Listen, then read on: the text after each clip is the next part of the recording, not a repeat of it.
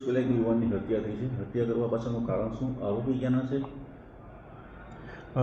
ગઈ તારીખ 1/6/2024ના રોજ નવા બંદર મરીન પોલીસ સ્ટેશનની હદમાં આવેલ ચીખલી ગામે એક ખૂનનો બનાવ બનેલો, જેમાં અક્ષયભાઈ મોહનભાઈ મકવાણા નામના યુવાનનું ખૂન થયેલું.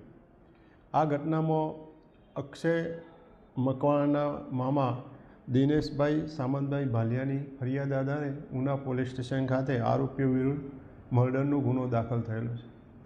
આ ઘટનામાં કુલ 3 આરોપી છે, જેમાં એક આરોપી છે સગીર છે, જ્યારે અન્ય 2 આરોપી છે એમાં કેતનભાઈ નાનજીભાઈ ભાલિયા જે કોબનો રહીશ છે અને સુનિલભાઈ માધવભાઈ બારિયા જે પણ કોબના રહીશ છે.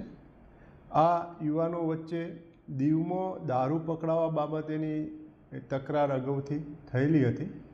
એના પરિણામ સ્વરૂપ આ ચીખલી ગામે જે મોટરસાઇકલનું ગેરેજ આવેલું છે ત્યાં મરણ જનાર બેઠેલા હતા, ત્યારે આરોપી પૈકીનો સગીર ત્યાં બાઇક લઈને આવે છે અને ત્યાં એની સાથે આ બાબતે કંઈ ઝઘડો બોલાચાલી થાય છે.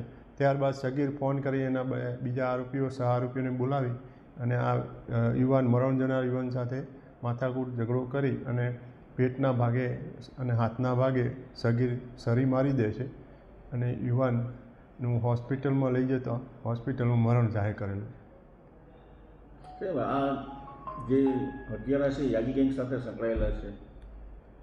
ના, યાગી તો હાલમાં ગુસ્સીટોકના ગુનામાં અને અગાઉ 307 જે દાખલ થયેલી છે એમાં હાલમાં જેલમાં છે.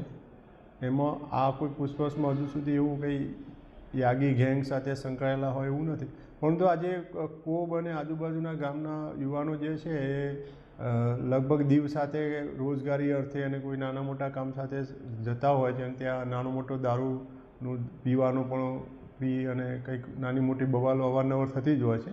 પોલીસ દ્વારા એક્શન લેવામાં આવે છે, અવારનવાર ગુના પણ દાખલ કરવામાં આવે છે.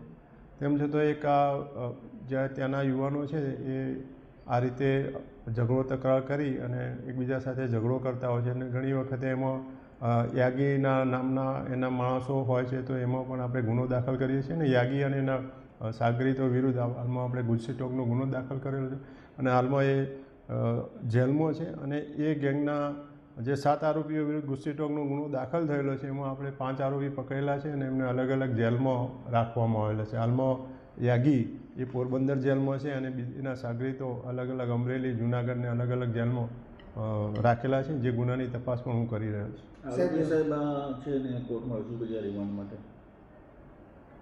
આ હત્યાના આરોપીઓને સાહેબ કોર્ટમાં? હા, આજે કોર્ટમાં રજૂ કરવામાં આવશે.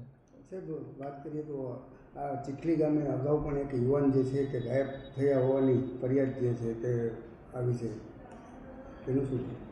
હા, એ જાણવા જોગની તપાસ મિસિંગ જાણવા જોગની તપાસ છે. હજુ કોડીનાર પીઆઈ કરી રહ્યા છે.